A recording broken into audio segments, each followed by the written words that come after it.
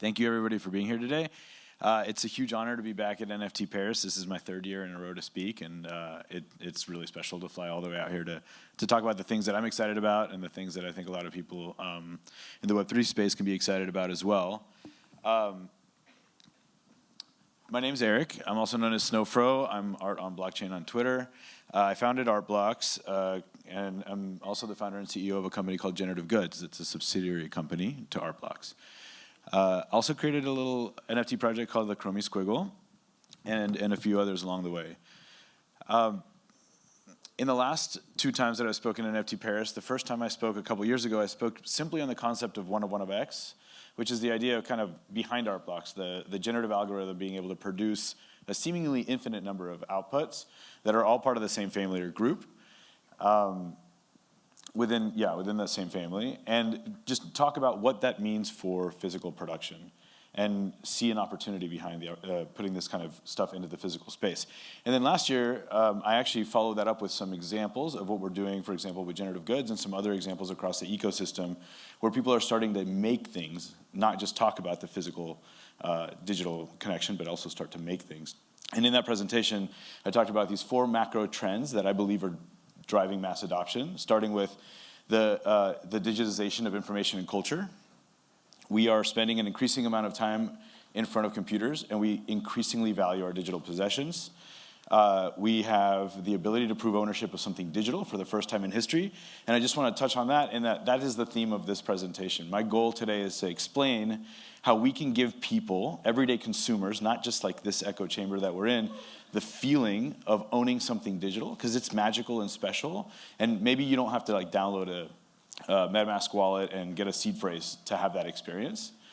Then just in terms of Artblocks, Artblocks has demonstrated that code can generate variety and automation. And then finally, something that comes from my background in the ceramic tile business and in the design industry, understanding that manufacturers can have tooling created that allows them to reduce the gap in costs between things that are unique and things that are all the same. So in the last couple of years, this will be my third time stating this thesis that like if you can make 1 million things that are the same for the same amount of money, if you can make 1 million things that are unique for the same amount of price, the same amount of money as you can make 1 million things that are the same, all else held equal, I think that a significant amount of consumers will actually choose the thing that makes them unique. And we've demonstrated that in the digital space with the fact that people like to put their CryptoPunks and their Chromie Squiggles and their Bored Apes as their PFPs. And I believe that that actually applies to the physical space as well. And so I have the second thesis that I presented last year, but I'll kind of cover it today. That's the digital optional, physical optional thesis. And what this means is that for broad consumer adoption, you have to meet consumers where they are, and they're going to have to make a decision as to how they want to get onboarded. And it may be that they're just interested in a physical product, and it may be that they're just interested in a digital product, and both should be viable on-ramps.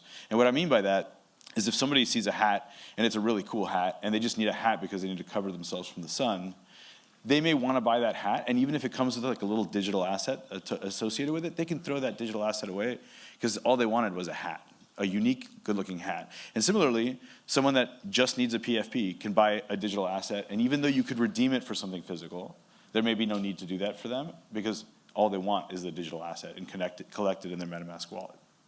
So we need to embrace both of those on-ramps, and both of those on-ramps also support the people that are already here. Because it's really easy to just say, okay, thanks crypto, had a good time, let me just go deal with the outside. But the reality is that like the reason that I'm standing at this stage is because of the community that was built around Artblocks and was built around what we created. And it's important to merge both of them into the same conversation. So, am I on the right side? Okay, so we're naturally drawn to things that are one of a kind and verifiably unique, and we've demonstrated that over the last few years in crypto. Scarcity and authenticity drive the emotional appeal behind collecting, also checked off from the last few years in crypto. And whether it's digital or physical, a unique design taps into our desire to own something personal and exclusive. Fashion in and of itself has always been a way to demonstrate your individuality because you mix and match your clothes and you try to match your colors and you try to like wear something different and unique. The idea is that this model is a great example of how digital technology can reimagine traditional consumer products. And we're naturally drawn to things that are, oh, I just skipped a slide. Okay, cool. Okay, so this leads to this pyramid here, which talks about the tertiary market. This is a concept that I kind of presented last year for the first time, and I'm going to dig a little bit deeper into it today. We have the primary market. We're all familiar with it. It's when you first buy your NFT. Secondary market usually happens on OpenSea or any secondary marketplace. It's where people trade and exchange their NFTs. What I believe is actually the way that most of the money that comes into crypto concepts in the future, outside of DeFi, outside of the financialization, outside of the casino and the meme coins and all that stuff, because that's all great, but like that's not where my brain's at, is what I'm calling the tertiary market, which is everything that you can do via provable ownership of an NFT. I believe that consumers will not be acquiring NFTs and trying to get rid of them within 3 days or 5 days or 10 days. I think consumers will collect digital objects, and they'll collect them over time, the same way that I collected comic cards and I still have them sitting in my closet and on display. But what's interesting about the digital item is that it empowers, it gives you the permission to prove that you own that item. That's the whole point of digital ownership. And that permission is what allows us to then use that ownership to then acquire physical goods. Because as much as we spend time online, we also spend a tremendous amount of time in real life. And so that concept is based on a genuine feeling that in the future, a majority of the spend that happens within at least what we're doing is actually not going to be in the purely digital form, but in the physical materialization of that form, because that's how, you know, the other 7.9 billion people on the planet actually like live their lives. We live a very different life than the rest of the world. Just touching on digitally instructed physicals, this is something that I'm very passionate about. The idea that, you know, the NFT itself, algorithmic NFT, these are like everything I talk about today is based on like Art Blocks technology, that the NFT itself actually has the instructions for producing the physical good. So you're not relying on any external dependency. In the case of a lot of the things that we do with generative good, for example, if you look at these images, the digital artwork, the NFT artwork, actually has the embroidery instructions that produce stitch-perfect embroidery at any scale on any embroidery machine anywhere in the world. And as an artist, and as someone that's like into design and really wants things to have a good quality, I haven't actually found another medium that can be that consistent across continents and across machinery. So to me, embroidery is a really interesting place to start for that reason. Digitally instructed physicals provide permanence and authenticity. The entire design and its production details live securely on the blockchain. Everything we do at Art Blocks is fully on-chain, or for the most part. It has built-in licensing. Things that we kind of established early on at Art Blocks is that every single project comes with a built-in license that you can easily see by reading the blockchain. And that license gives you permission to produce something for personal use, potentially for commercial use. It also creates consistency. These automated instructions mean that every physical rendition is precise and a reflection of my desires as an artist to see how it's going to look on people's bodies. And then it's a glimpse into the future where digital commands drive flawlessly physical production. So, generative goods started 18 months ago. And unlike Art Blocks, which had a very different trajectory as a startup, generative goods started as a true startup with a big idea and trying to slowly refine and whittle down a concept. And that concept is based on what I consider to be the lowest barrier to entry, the lowest, easiest, most streamlined way to let people that do not have a wallet and do not know what an NFT is and may not ever care. Because it's very likely that the next generation of people that participate in what we're doing will use NFTs and blockchain only when they need to prove something. They'll use it as a dispute resolution. Otherwise, they're just going to assume that it's protected by the blockchain. And what I've come up with in the end, what we kind of refined as our product, is this concept of a digital artwork card or a digital artwork access card. It's a cardboard card. It's really thick, and it has an NFC chip. It uses IYK technology, if you guys are familiar with IYK. And it holds the NFT. And the card can be tapped. It can show you your digital artwork. From the digital artwork, you can download your DST file, your PNG file, your SVG file, whatever you need to produce the physical item. You don't need a platform involved for the embroidery company to be able to embroider something for you. You can also withdraw the NFT, because as much as I think most people that go the card route, at least from the broader consumer space, don't necessarily know what a wallet is or know what to withdraw. I'm also a maximalist, and I want to make sure that people can withdraw their NFT into their own wallet, because obviously while it's in control of the card, it's not in their custody. And the digital artwork cards are what I consider to be kind of like the easiest, lowest hanging fruit for introducing digital artwork to the broader audience, because people already love collecting cards. I've been collecting cards since I was a kid. A lot of people collect baseball cards, comic cards, all sorts of cards. It's a form factor that already exists. It's also a form factor that already has a tremendous amount of infrastructure. We have sleeves already made for this form factor. We have cases, acrylic cases, plastic cases, display cases. Each card isn't just for show. It also unlocks the full rights and the benefits of digital ownership, very different than like a typical comic card. And they encourage building collections and swapping items, something that we've been doing. We did this thing at Ledger yesterday where people brought in cards that they already had, and we started swapping them with people. It was pretty fun. So it's a smart way to ease newcomers into digital world while leveraging familiar, tangible formats. And again, ease people into the digital world. I think that sometimes we kind of take for granted how complex it is to onboard people. And it's really easy to onboard people if they see that there's like a meme coin pumping and they jump into it and they'll go through hoops to do that. But are we gonna be able to onboard people into art, not necessarily because of the opportunity to make a ton of money, but because it's actually like a really interesting concept to be able to own something digital? I think that most people don't need to go through those hoops, especially with like a $20 NFT, which is what we're trying to do with generative goods. Today's collectors blend traditional tastes with modern tech-savvy habits. I mean, we've come a long way since the comic cards of the past. They value both physical objects' tactile appeal and a digital asset's versatility. We're seeing a tremendous amount of interest in physical goods derived from generative algorithms, and Arblox has spent a lot of time focusing on that recently. This evolving mindset opens up exciting opportunities for products that live in both worlds, and the hybrid approach is reshaping how we appreciate art and design, making it more inclusive and dynamic. So collecting has evolved from vinyl records and comic books to digital and hybrid assets, and each medium brings its own charm, whether it's nostalgia or rarity or community.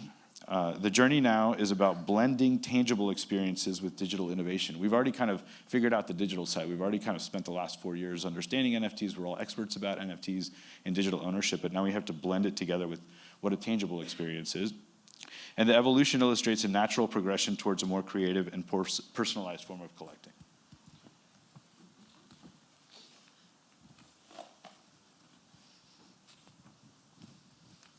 Okay. So in the last few years, I've had an opportunity to speak with some of the biggest CEOs of fashion companies in the world, and one thing that's consistent across every one of them is that there's a growing trend in people demanding things that are unique to them. And again, we've demonstrated this in the digital space. We've seen how people go out of their way to collect or sometimes roll up into some of the most rare crypto assets like CryptoPunks and Bored Apes.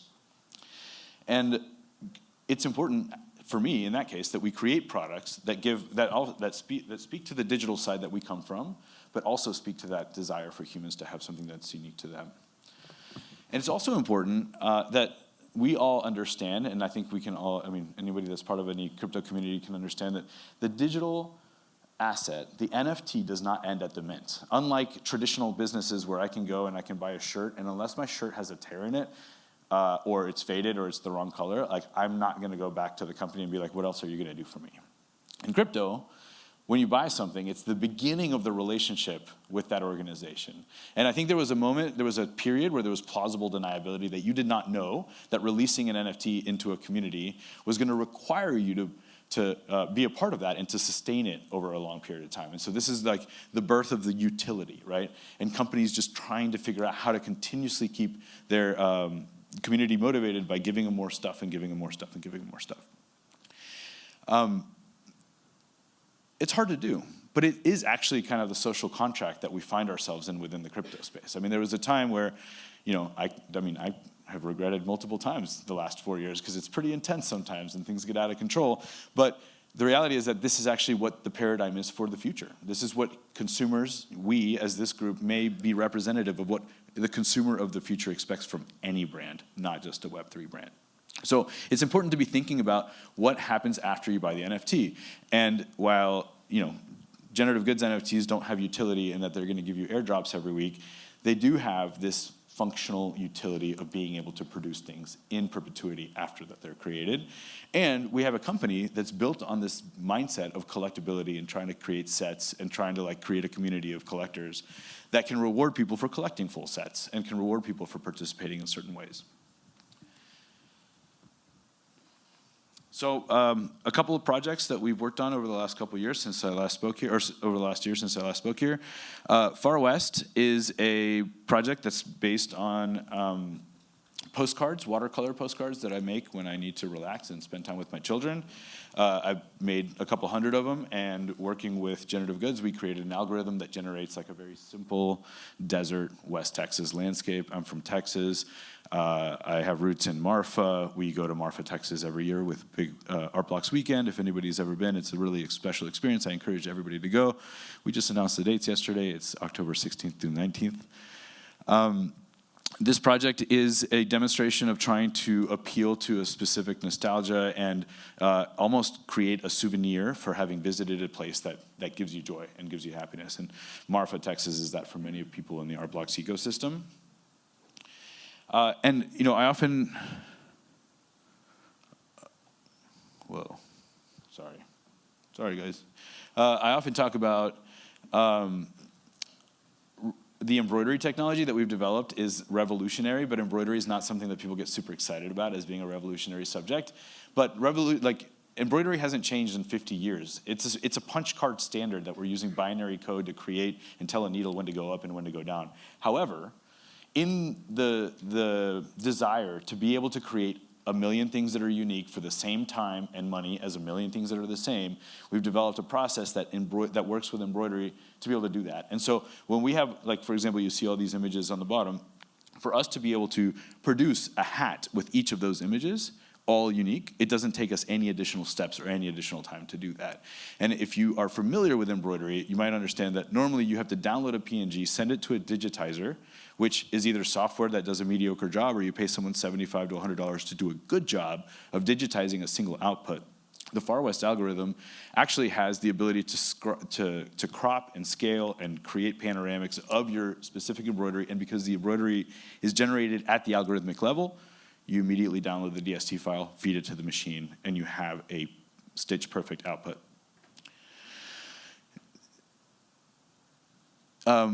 Another project we got to do in October, Ledger was very kind to invite Generative Goods to create kind of a commemorative piece for the opening of Ledger 106. If you guys have had the opportunity to go, it's a wonderful building here in Paris.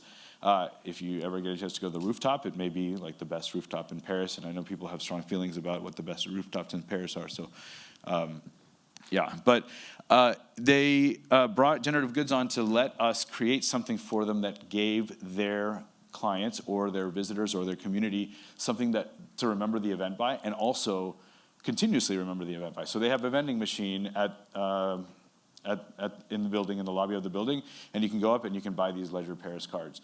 These Ledger Paris cards allow you to tap them and then be able to generate the DST files or order from Generative Goods like a hat with the embroidery on it. This, as a marketing element, is something that's pretty revolutionary in its own right, because we're able to give people something that gives them a memory or a souvenir of having an experience, but it's not everybody has the same hat. Everybody has something that's unique to them, tradable and collectible. And then lastly, we have this new project called Micro One, which is a project that we are debuting here at NFT Paris. I'm really proud of it. Micro One is a very simple, I'm wearing a shirt with it right now, a very simple algorithm that's kind of meant to represent a very small, abstract piece of art. We are in Paris, and the idea behind this algorithm is that we often wear brands with we often wear clothing with brands on them. You might have a shirt that has an Adidas logo here, and pants that have an Adidas logo here, and even your shoes, and maybe even a hat. And what we're kind of proposing is that instead of wearing something where everybody has the same brand, you can wear something where it's your own brand, whether it's your family sigil made out of a $20 NFT, or it's the way that you differentiate your children's backpacks by having an embroidery put on them. This is not uncommon. We use embroidery oftentimes to like designate what our items are, and there's something interesting about having something that's collectible both in the digital space and also that can be converted into the physical space direct from the fully on-chain algorithm. We are focusing a lot within the entire Art Blocks ecosystem. We're focusing on the physical goods. So in earlier this year, or no, end of last year, we did a project with one of my favorite artists, MP Cause, where the instructions for cutting and printing each of these lamps and wall sculptures were built into the algorithm. So there's a lot of things you can do with generative. To me, it's so beautiful when the generative algorithm also produces the instructions, because then you don't rely on any external dependency to be able to produce it. And this piece is really special because it also like leads into this other opportunity that we talk about, where for like design goods that are generative, right? You go to a hotel and the hotel has 500 rooms, and each of the rooms could have had a lamp that's 100% unique. Maybe that doesn't sound that exciting to you guys, but I come from 20 years in the interior design space, and in the interior design space, I have to tell my interior designer a story for them to want to specify a product, because they have to tell their customer a story, who then wants to tell their customer the story when they come in. And this whole ecosystem is built around stories. It's built around the stories behind artists and the journeys and all the community and all the excitement that it's about. And that's where the future is going. And so products that are not differentiating themselves, for example, if you walk into a hotel and all the lamps are completely identical, that's fine. But if you travel as much as I do, you go to the same hotel over and over, there's actually something really special about walking into a room and seeing that the artwork is, forget the lamps. Some hotels you go to, the artwork is the same in every room, and it's pretty boring. And so the idea that you can have these collections, and then these collections come with a generative artwork, and that generative artwork can, in its own right, store value, hold value, or even increase in value over time as that artist's career thrives. And while we in this ecosystem sometimes have a very short time horizon as to like what our expectations are for the value of things going up, there are hundreds of artists in this ecosystem that are dedicating their lives, their careers, to art. And when you dedicate your life and career to art, and you spend your time and you keep grinding, eventually you get to a point where everything that you've ever created has value. And it just takes time. That's just how the art world works. We also did a release later in December with three of my favorite artists as well, Iskra Velitskova, Lars Wander, and Zach Lieberman, and each of them had a physical component with their generative piece. And we're working with a really wonderful company called Trem that is focusing more on the design goods. Ismail is here in the audience. And this, to me, feels like this opportunity to take the next step with generative. Like, we can do all the stuff digitally. We can keep making... We're ending a period of abundance, entering a period of hyperabundance, especially with AI and the stuff that's coming with AI. But the rest of the world still is not interacting with the magic of iterative design and generative design. And we have an opportunity via generative goods, working with our partner Trem, and then with the Art Blocks curated platform to kind of cover the spectrum of what physical goods are that are derived from instruction-based algorithms. Okay, so I'm almost done here.